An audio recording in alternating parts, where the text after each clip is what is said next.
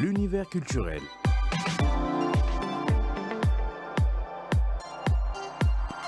L'univers culturel. L'univers de tous les arts de 9h à 10h avec Nadia Siassi.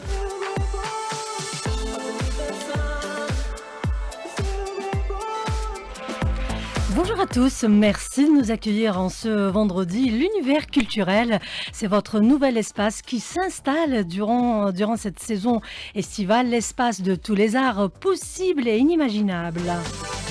Des espaces qu'on va explorer pour mieux vous rapprocher, pour mieux nous rapprocher de nos artistes et connaître leurs sources d'inspiration. À chaque numéro, nous choisissons un thème, une destination, une couleur. La couleur de ce vendredi est le bleu de la Méditerranée. Nous irons ensemble dans les profondeurs de cette Méditerranée, cette étendue belle, mystérieuse et énigmatique. Bien sûr, c'est avec un plaisir que de vous accompagner avec Amine Louli à la réalisation jusqu'à 10h. Et nous allons bien évidemment vous présenter nos invités. Océanographe de formation Assia Henda, elle nous offre le plaisir du regard dans ses peintures au bleu azur.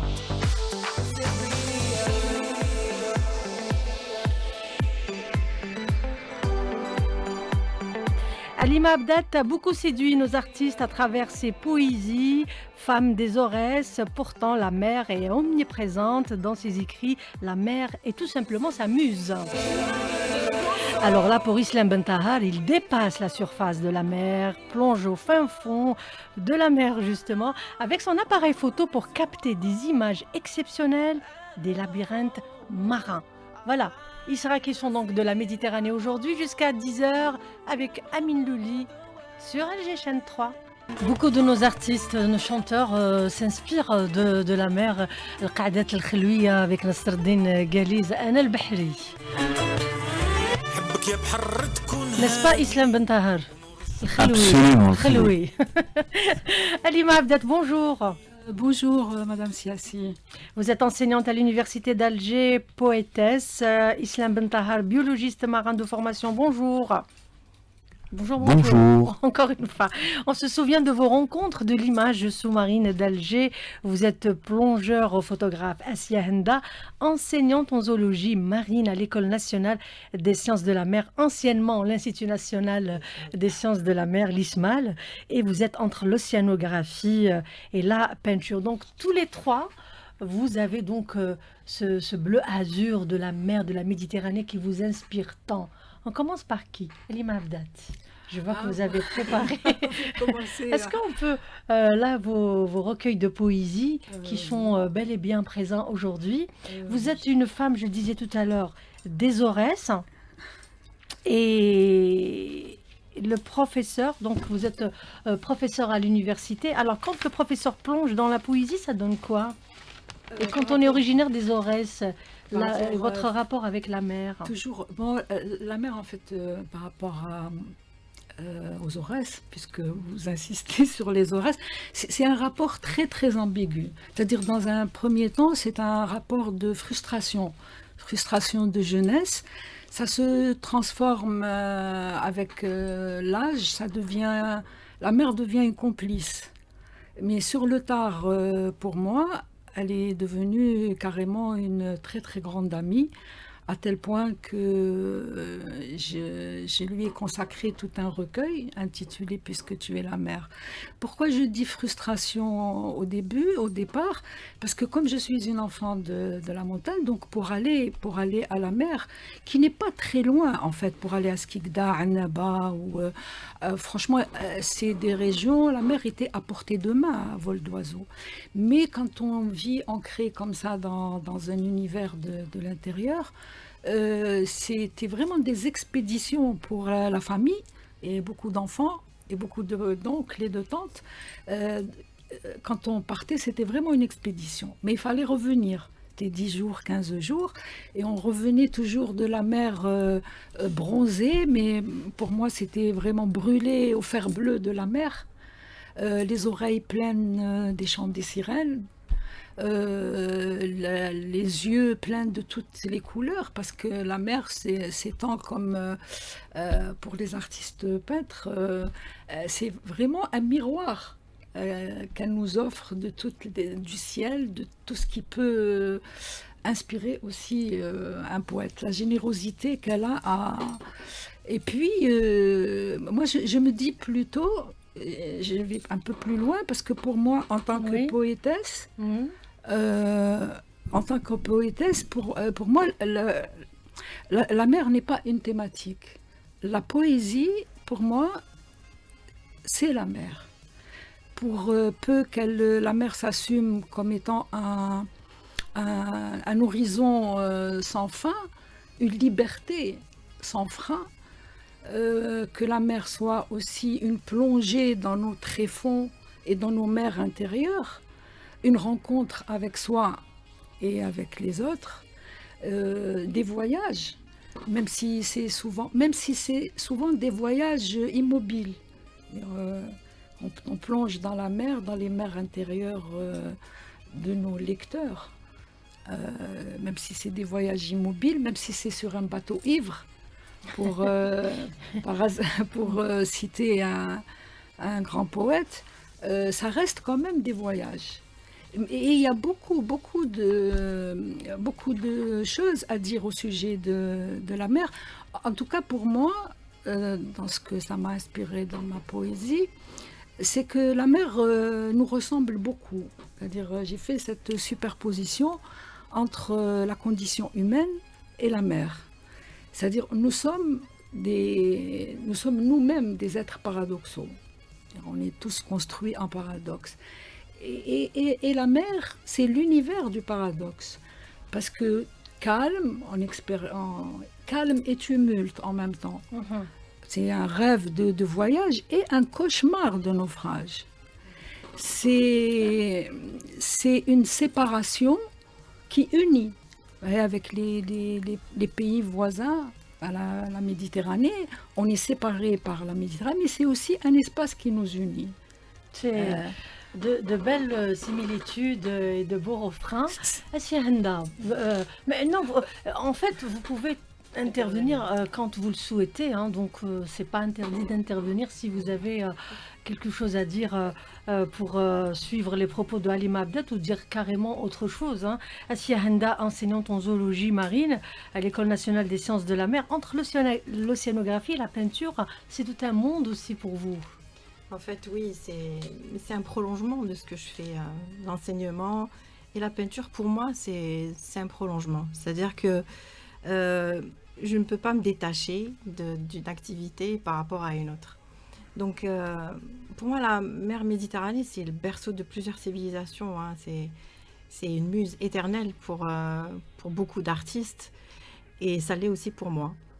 Et moi, je suis dans le domaine scientifique. Donc, je suis toujours dans la rigueur, dans les protocoles, dans les corrections, qu'il ne faut pas que j'oublie quelque chose. Je suis toujours obligée d'être très carrée dans ce que je fais. C'est mon travail. Mais après, quand je passe à la peinture, c'est ma cour de récré. C'est-à-dire que là, je fais ce que je veux en toute liberté. Je pense qu'on doit montrer vos tableaux pendant que vous parlez. Donc, on va tout à l'heure montrer vos tableaux à nos amis auditeurs. Hein. Donc, c'est la récréation. Vos peintures. Oui, voilà, c'est une soupape. Pour moi, c'est une soupape parce que, voilà, j'enlève ma casquette de scientifique pour aller être en liberté dans ce que je fais. Et surtout, parce que je ne fais pas d'illustration figurative. C'est-à-dire, je ne fais pas une plage, un dauphin qui saute au couchant, ce genre de choses. C'est de l'abstrait. Oui. Les dauphins, on en parle. C'est aussi c'est votre recherche actuelle. Oui, hein, c'est ma thématique. C'est votre thématique, les dauphins et les baleines et tout ça. J'ai consacré ma thèse de doctorat à la recherche sur les dauphins et baleines d'Algérie qui sont méconnus. Hein, ces grands pélagiques, on ne les connaît absolument pas. D'ailleurs, beaucoup de personnes me disent « Ah oui, ça existe en Algérie ». Est-ce qu'on en a? Parce qu'on voit que le dauphin commun qui rentre dans les ports, ou de temps en temps comme ça les pêcheurs qui ils nous disent voilà, j'ai vu un marsouin, alors que scientifiquement parlant, il n'y a aucun marsouin en Algérie. Oui. Donc il y a déjà cet amalgame par rapport aux espèces. Mais oui, on a 8 espèces qui fréquentent la côte algérienne très régulièrement. C'est-à-dire ils sont là toute l'année. 8 espèces. Alors on À a quel niveau dans notre littoral? tout Ah, le au littoral. Tout le littoral. Ouais, tout le littoral. En fait, bon, il y a ce problème de l'approche de ces pélagiques parce que il faut aller vers eux pour les étudier et c'est pas évident. C'est très très très dur. D'ailleurs, j'ai consacré beaucoup d'années à ma thèse. C'était pas 3 4 ans pour faire cette thèse. J'ai dépassé les 10 ans pour la faire. Ou même plus. Voilà. Oui. Donc, ouais, parce que en fait, il faut avoir les moyens, il faut avoir les plateformes, il faut. Islam. Oui, oui, Oui, bien sûr, Voilà, il je faut vois avoir qu'il les veut moyens à la réagir par mer, rapport à Islam c'est Bantahaj. compliqué quand on veut faire de la recherche. Ouais. Il faut un minimum de moyens, d'infrastructures et aussi de données. Et surtout Oui. quand on veut sortir en mer pour voir des grands cétacés et ces grands pélagiques, souvent des observations en mer, il faut des bateaux, il faut sortir aussi souvent que possible. Et aussi l'outil photographique, si je reviens un peu à la Ouais. thématique photographie, donc on fait beaucoup et je pense que Assia ne dira pas le contraire. Si on veut faire d'identification de cétacés, ben on fait de la photo-identification. Absolument. Voilà, Absolument, pour prendre en ouais, photo les ailerons, les marques qui sont sur les dos de ces cétacés-là, parce que c'est des marques qui sont uniques. On va les retrouver Oui. uniquement chez Ouais, un c'est seul comme individu. nos empreintes digitales. Ouais, voilà, c'est Exactement. un peu On peut ça. avoir une base de données. C'est pas évident hein, de tout avoir. On peut pas aller parce qu'il y a plusieurs volets aussi. Hein. Dans la cétologie, il y a plusieurs volets. Moi, j'avais travaillé sur les échouages des cétacés. Donc, ça, c'est, on va dire, un peu plus facile parce qu'on va pas vers eux, c'est eux qui viennent sur les rivages. Mais après, il faut avoir le signalement de ces échouages. Il faut être à temps. Il faut aller... Là aussi, ça demande des moyens parce qu'il faut avoir la rapidité pour aller voir ces échouages-là et Oui. constater et travailler dessus, voilà. Donc c'est une équipe à faire qui est très difficile et j'ai dû faire ça avec mes étudiants et les moyens du bord, voilà. Oui. Alors, la peinture, hein, c'est une passion. Donc, nous avons là un exemple, des exemples de vos tableaux qui sont, que vous avez ramenés avec vous. Ouais. Alors, la peinture, est-ce que la passion était... vous êtes une passionnée de la peinture, ensuite vous avez décidé un jour de faire des études en océanographie, ou alors la peinture, la passion de la peinture est née suite à votre formation au cursus universitaire scientifique? Comment est née cette jonction, on va Il n'y dire? a pas, y a pas de lien spécifique entre les deux. En vrai, j'ai toujours gribouillé sur des petits papiers depuis longtemps, hein, depuis Oui. toujours, depuis petite, je pense, j'ai toujours fait ça. Mais je ne savais pas que j'avais toute cette passion en moi. Oui. J'ai toujours voulu enseigner. Moi, c'était ça ma vocation. Oustad, Au stade. oui. C'est vrai que j'ai toujours voulu aller vers l'enseignement. C'est ce que j'aime, mais c'est aussi une passion, hein, la transmission. Mais voilà, comment la peinture est venue, c'est au fur et à mesure. Au fur et à mesure de mes plongées, au fur et à mesure de mes observations sur les espèces marines, que la flore, la faune, tout ça, pour moi, c'est quelque chose que j'ai découvert au fur et à mesure du temps. Mais ce qui me lie avec l'art, c'est que je veux traduire ce que je vois, mes émotions, et aussi quand je plonge, il n'y a pas, je vous ai dit, je ne fais pas, par exemple, des algues, genre de choses, je les dessine pas. Oui. Voilà, Qu'est-ce que vous dessinez? Là, c'est votre dernier tableau. Oui. Alors là, dites-moi, est-ce que c'est des algues? Est-ce que c'est... Bon, quelle non, disposition faut-il choisir? c'est par rapport à la signature, vous voyez, la La signature, signature, ok. c'est dans l'autre sens. Voilà, voilà, voilà. Voilà. Donc, voilà. Non, mais ce qui est sûr, c'est que quand vous faites votre plongée Ouais. sous-marine, vous avez des images particulières, c'est exceptionnel. Comment imager tout cela? Comment retranscrire tout cela sur une peinture? Bon, il y a l'aspect réel de la chose, c'est-à-dire Oui. ce qu'on voit. Oui, Mais moi, après, par la suite, c'est mon imagination qui prend le relais. Donc, j'imagine beaucoup de choses quand je plonge. Donc, vous avez, par exemple, ici, j'ai croisé, je vous l'ai dit tout à l'heure, une espèce de poisson méditerranéen, d'ailleurs, qui est très fin, tout petit, mais très brillant. C'est-à-dire, quand on plonge, on ne peut pas le rater parce qu'il est là, il passe. c'est tout brillant. Et il y en avait 2 ou 3 individus qui passaient juste à côté de mon masque. Donc, je les ai vus, presque les yeux dans les yeux. C'était extraordinaire. Mais franchement, quand vous C'était faites... coup de foudre. Oui. Mais quand vous faites la plongée, et je pense que l'islam, il reconnaît ce que je suis en train de dire, Oui. c'est des émotions qui viennent et on s'en débarrasse pas tout de suite, hein. On est là, on est dedans. Puis quand on est dans le masque, c'est le silence. Quand on est en plongée, pardon, on est dans le silence. Vous avez votre masque qui fait un peu... il y a des petites... il y a les limites qui sont là. Donc on voit vraiment là ce qui se passe. Il faut se retourner pour voir ce qui se passe Oui. à droite, gauche, derrière. Et donc ce qui se passe sur le masque, c'est un ballet. Pour moi, c'est quelque chose... comment vous dire ça? C'est un spectacle, voilà. Voilà. Et du coup, donc, pour revenir à ce tableau, et après, par la suite, quand j'étais un peu au fond, donc j'ai schématisé, j'ai dessiné, si on veut. Ce qui est en bas, c'était le sable. Mais là, on ne voit pas la brillance, hein, parce que j'ai utilisé un pigment un peu brillant pour représenter ça, parce que c'est ce que je voyais. Je voyais la brillance. Mhm. Et les rayons du soleil qui traversent. Et par la suite, voilà, mon imagination a pris le relais. Bien Pour, sûr, tout à l'heure, on va aussi apprécier votre autre tableau. Islam Bentahar, vous, c'est ce qui vous inspire, c'est cette photographie sous-marine. Vous êtes plongeur et bien sûr, dans le cadre de vos recherches, de votre travail de biologiste marin, vous êtes obligé de faire vos recherches vraiment dans les fins fonds de la mer et du coup, vous avez votre appareil photo et nous avons des images spectaculaires, j'ai envie de dire. Oui, effectivement, j'aimerais dire bonjour aussi aux auditrices et aux auditeurs. Effectivement, la photographie sous-marine est un outil qui permet effectivement de récupérer ou de voler un instant donné. En plongée sous-marine et en photographie sous-marine, c'est encore plus complexe parce que les conditions ne sont pas les mêmes conditions Oui. qu'en surface et que la photographie terrestre. Mhm. Sauf que moi, la photographie, j'utilise aussi, comme vous avez dit, pour identifier des espèces, par exemple, prendre des photos, identifier des Oui. espèces,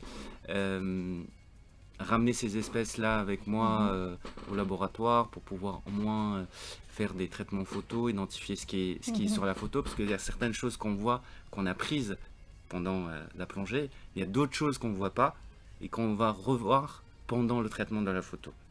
Et ça, ce qui est magique en faisant de la photo sous-marine. Je ne parle pas de la photo des grands espaces ou de la photo de paysage, je parle beaucoup plus de photos par exemple,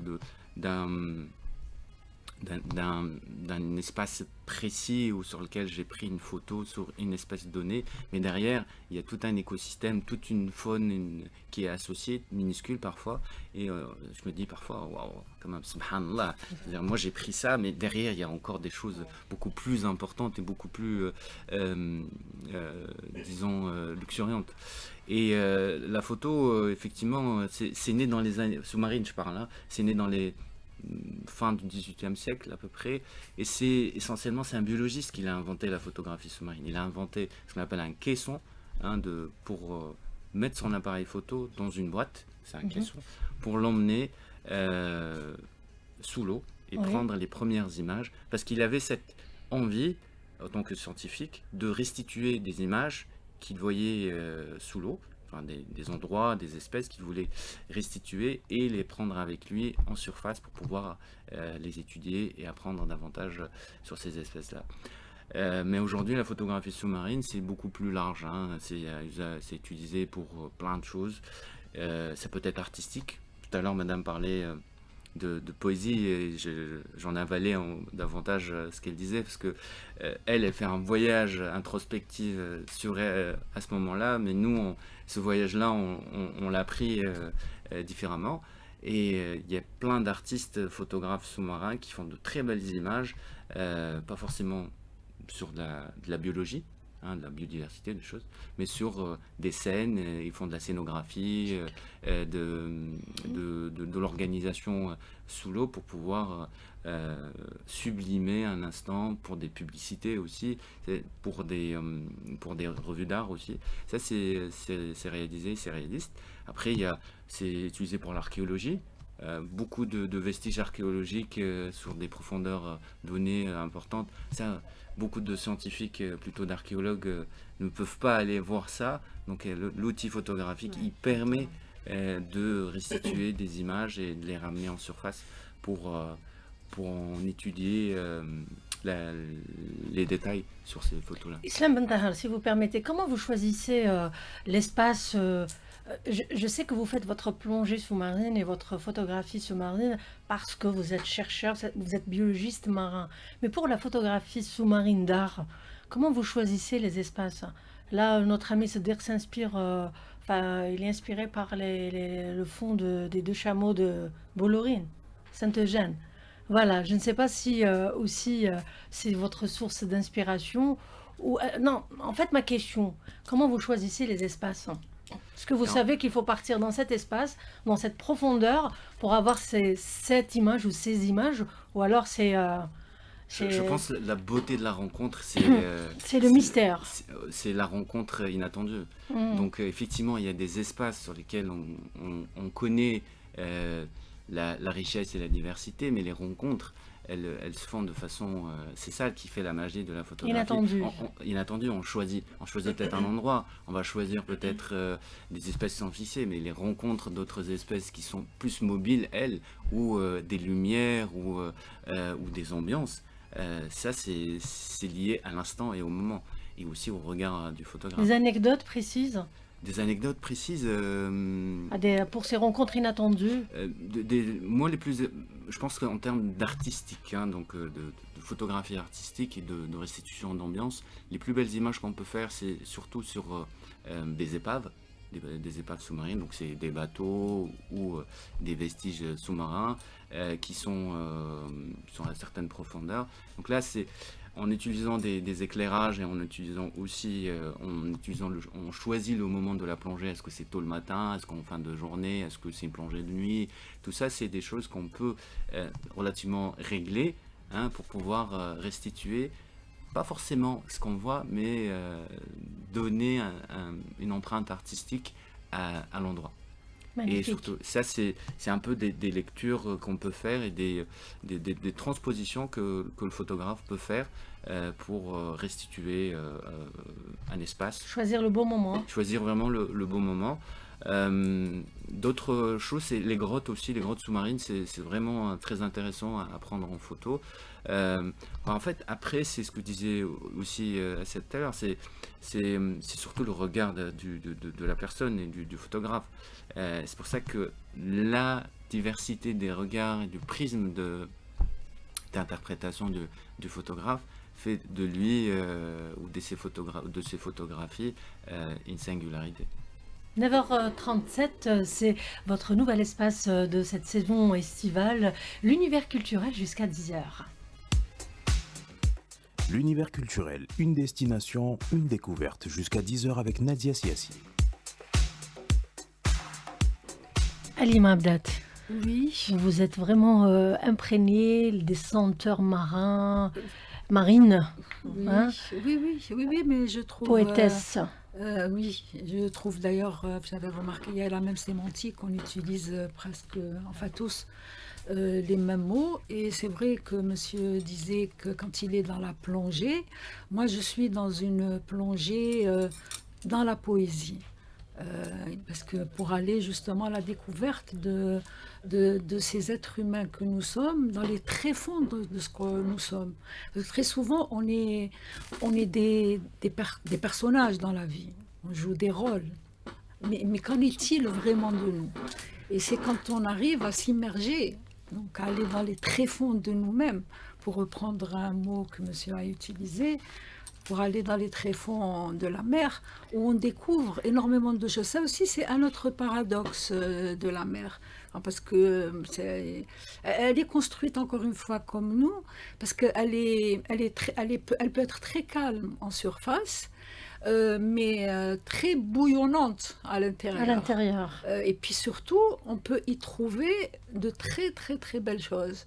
Donc au même titre que pour les êtres humains, on peut peut-être rencontrer des gens qui peuvent être comme ça, d'une façade même, j'allais dire quelconque, mais quand on va à la recherche des tréfonds de ces personnages, on trouve très très souvent des perles, des gens magnifiques, des gens merveilleux. Donc pourvu qu'on fasse cet effort. Je voulais citer quand vous avez dit que vous aimez bien filmer les coques. Et Paul Valéry, déjà, qui est un grand auteur, avait déjà dit, de mémoire, hein, j'espère ne pas me tromper, que le cerveau des poètes était formé de coques perdues dans la mer. Vous voyez, c'était... D'où la source d'inspiration. Oui, Aristote déjà, en son temps, avait dit qu'il y avait les morts, il y avait les vivants d'abord, il y avait les morts, et il y avait les hommes qui prenaient la mer. Ah. 3 catégories de personnages. Donc, non, en poésie, c'est, encore une fois, pour moi, c'est même pas une thématique, c'est la poésie elle-même. Prenez la poésie et la mer, ils partagent énormément. On peut pas, c'est-à-dire, je veux dire, on peut pas écrire sans nous plonger dans la mer. On peut pas écrire. Même en rêve. Oui, même quand Je veux dire, on n'est pas tenu forcément d'être en face de la mer ou être oui. comme Lamartine dans le lac, par exemple. Oui. On n'est pas obligé d'être en face de Non. la mer pour écrire. Bien sûr. Voilà, je vous pose la question. Oui, Est-ce non, qu'il faut absolument parce que vous soyez en face, à côté, ou avoir les Non. senteurs pour écrire? Non, au contraire, l'absence, elle est très, très inspirante. Même sur le plan humain, bien sûr, il nous manque toujours ce que l'on n'a pas. Et donc, justement, c'est ce manque-là qui peut faire écrire. C'est très important dans l'écriture. Aussi C'est-à-dire, paradoxal soit-il. Hein. On est aussi construit par le manque dans nos vies. La mer, c'est aussi un pays dans lequel nous vivons par rapport à... Et c'est notre pays et le pays dans lequel nous vivons. Ça peut être toutes ces choses à la fois. Moi, je pense que c'est bien de nous citer quelques poèmes pour nos amis auditeurs, puisque tu es de ce recueil, puisque tu es la mer, oui, hein, ou oui, ce que vous voulez. Hein, oui, j'en ai... pour avoir un exemple de votre... Puisque tu es la mer, je ne sais pas si les artistes que vous êtes arrivent à voir. En fait, c'est un visage humain. Ah oui. Vous le voyez, voilà. Ça, c'est parce que j'ai fait une superposition entre la mer et la condition humaine. C'est parce que pour moi, quand même, les couvertures des livres doivent aussi parler de... Pas uniquement... Donner un sens, déjà. Bien sûr, un c'est premier la première sens, indication du et contenu. Donc, voilà. La mer nous ressemble énormément, vraiment. Oui. Aller à la recherche de ces mers intérieures. Vous voulez un petit texte? Bien sûr. Avec plaisir, d'ailleurs. C'est vrai? Oui. Ben oui. Voilà. On va plonger dans votre recueil. Oui, celui-là, il est tiré de Tel une chair tatouée. C'est mon 3e recueil. Alors, il s'appelle Radeau de liberté. Ni chiffres, ni dogmes, ni logos, ne point compter, raisonner, prêcher. Seulement s'immerger en poème, abécédaire errant sur la mer, assoupi par le chant des cigales. Sur mes rives frôlant les nues, bouts d'écume se croisent, bouts de verre s'enlacent, bouts de silence. Juste une seconde, l'infini, et déjà, empreinte plurielle à mes mots, coquillage ouvert au partage, avec l'eau, le seigle et le sel, ramant toujours plus loin, en abysses océanes. Mais perdu dans la mer. C'est sublime. Halima Abdat. Ah, merci beaucoup. Ouais. Merci. Vraiment, merci. très beau. Ouais. J'adresse d'autres petits mots à la mer. Je vais m'exprimer comme ça aujourd'hui. Allez, on va s'adresser à la Des mer. mots à la mer. Des épaves d'amour. Sur une mer enchaînée, morte à marée basse, moisissent. Récits en bruit de murmures sur des récifs d'écume, où s'incruste le verbe. Tessons de mots amers, cendres de miel, sève en lave, basalte de rêve. Et mes vers, d'encre indélébile, ancré dans le sable, dérive dans la nuit, avis, aveu. J'espère qu'ils nous écoutent, Mahkaji de Al-Bahar. C'est le moment d'ailleurs. Il fait tellement chaud. Hein, Islam Bantahar, Asia, Ouais, Henda. exactement. Alors, Henda, dites-moi, entre les baleines Ouais. et les dauphins, c'est un monde merveilleux. Et l'inspiration ne vous manque pas, Asia Henda. Il faut ça qu'on manque parte un pas. peu avec vous. Enfin oui, ça manque pas, ça manque absolument pas. Ce qui manque surtout, c'est les moyens, n'est-ce pas, Islam? C'est vrai, c'est important, les Oui, moyens. c'est oui. important, on peut rien faire sans. Exact. Surtout dans les sciences qu'on fait, nous. Si Oui. je prends par exemple un physicien qui travaille dans son labo, et nous, ils avancent beaucoup plus eux que nous. Hein, et on est vraiment dépendant des moyens à la mer Oui. pour faire ce genre de choses. Donc oui. il Alors, faut entre beaucoup- l'enseignement, vous êtes chercheur, vous êtes enseignante en zoologie, c'est les Ouais, animaux donc, ouais. hein, les Zoologie animaux marine, marins. ouais. Hein? Ouais, entre Voilà, les zoologie vertébrés Voilà. et les Et- invertébrés. Alors, quand on est enseignant et on a cette passion de la peinture, à quel moment vous avez ce moment pour vous, pour exprimer votre passion, tout ce que vous avez vu dans ces fonds marins, etc. Ça se passe comment, votre Oui. quotidien? Une journée type, on va dire. Les journées type très tumultueuses, on n'a pas le temps, on a le temps pour rien en fait. Parfois je me sens dans une espèce de Et tourbillon. la plus productive peut-être, hein?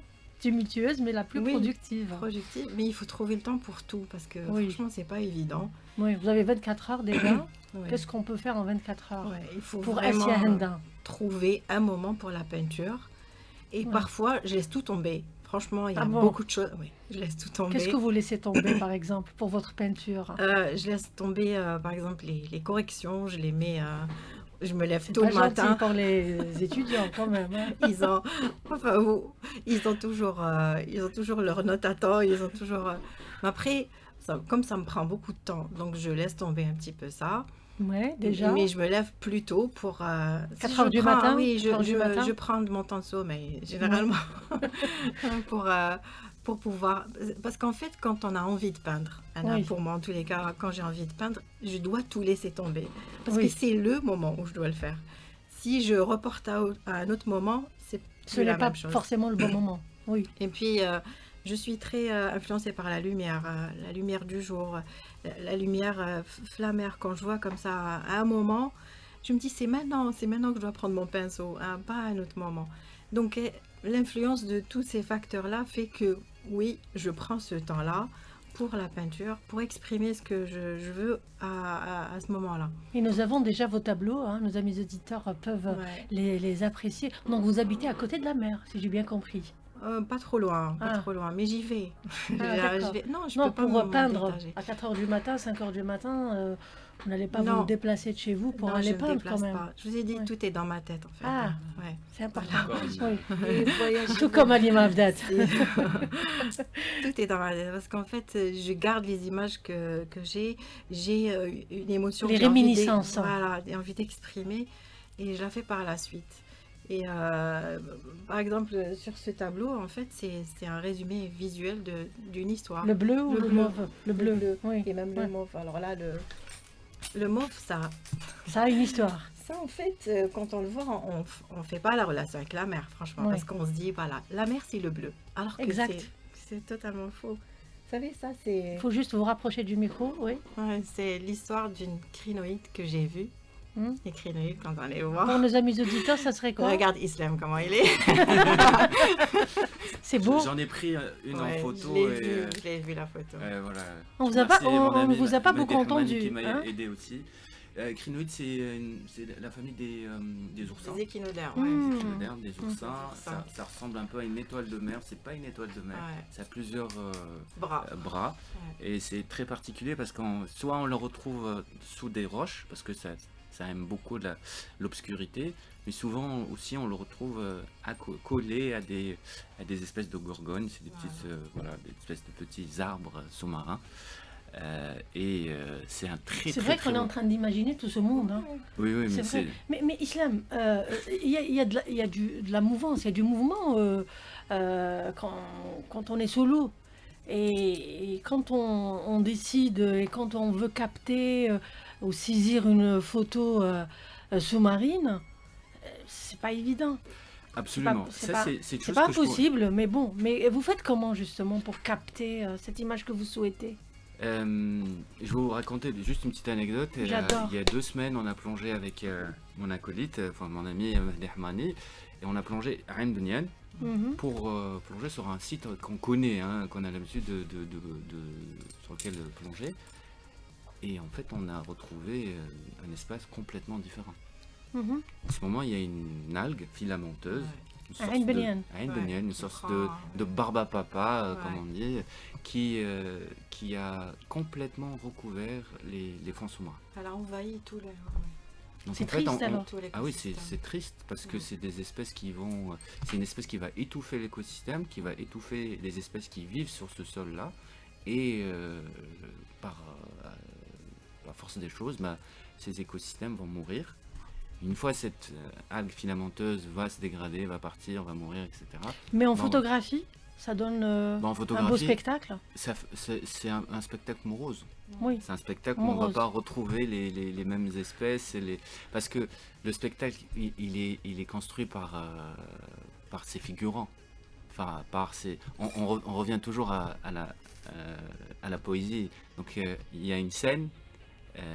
Dans cette scène, il y a des figurants. Les figurants, ce sont des espèces, soit des algues, soit des animaux fixés, et des animaux aussi qui bougent. C'est ça qui fait la beauté d'une scène prise par un photographe. Pour sublimer un moment, sublimer une sorte d'orchestration colorimétrique avec plein d'espèces, couleurs, formes, etc.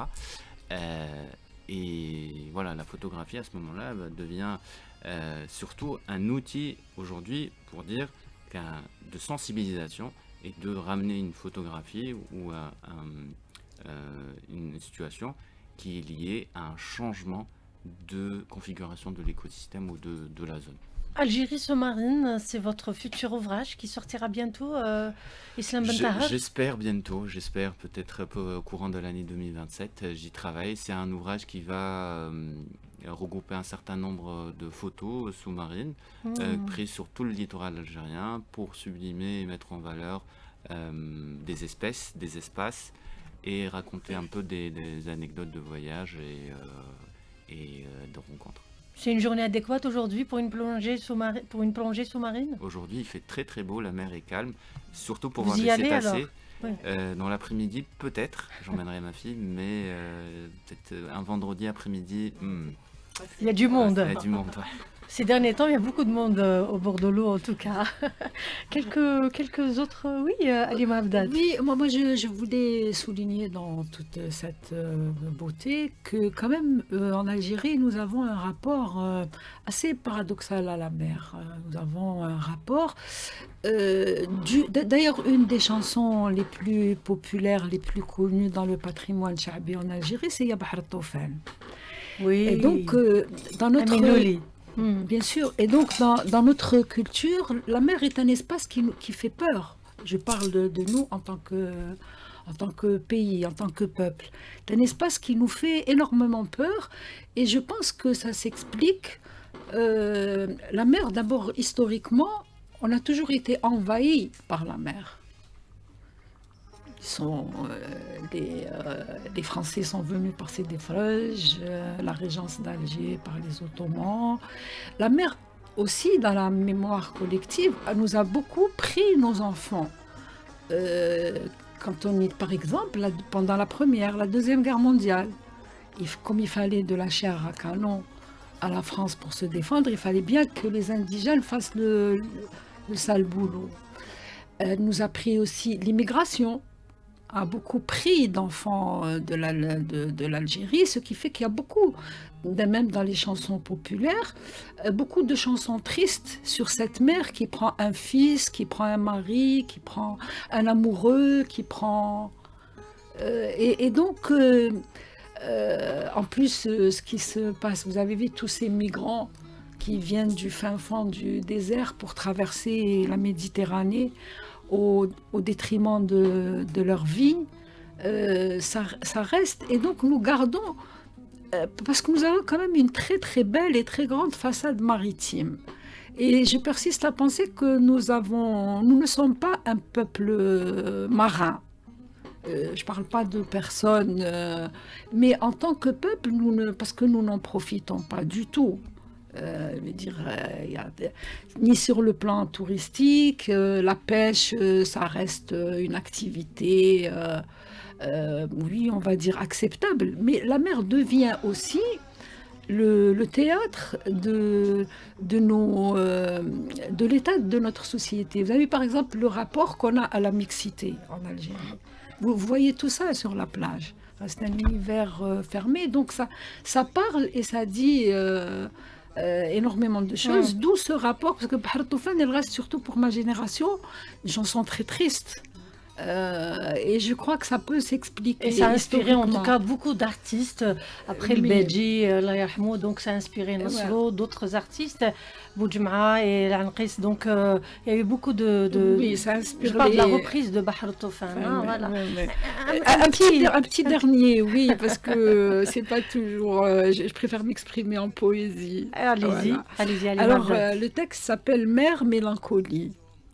Vagues souvenirs déchaînés, en vagues insidieuses, assaillant les digues de ma mémoire assoupie, à bon port, peinée, mais peinarde. De guerre lasse, elle ravale de rage leur écume et se retire, ourdir l'assaut à venir, se délestant sur le sable du rivage d'énigmatiques coquillages. Je les cueille. Une silhouette, un visage, un souffle, une sève, un début d'eux, une odeur. Pièce de puzzle impossible à recoller et ces vagues qui remontent à l'assaut. Alima Abdat, merci, c'est très beau. Merci de votre présence. Alors, Assia Henda, une prochaine exposition?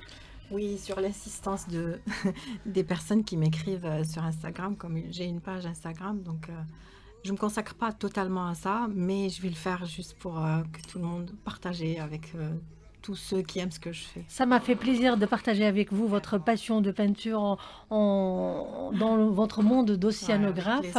Islam Bentahar, merci de votre présence aussi. Merci à vous. Biologiste marin, photographe marin aussi. Prochain rendez-vous fin octobre, les rencontres de l'image sous-marine d'Alger. Donc on vous tiendra au courant. Merci, la Méditerranée était au cœur de l'univers culturel, le premier numéro de cet été. Merci à Amine Louli qui était à la réalisation, Najibou Streaming, c'est-à-dire à la console technique, et notre ami à la régie, Adlan à la régie. Merci à tous, belle journée, bon vendredi.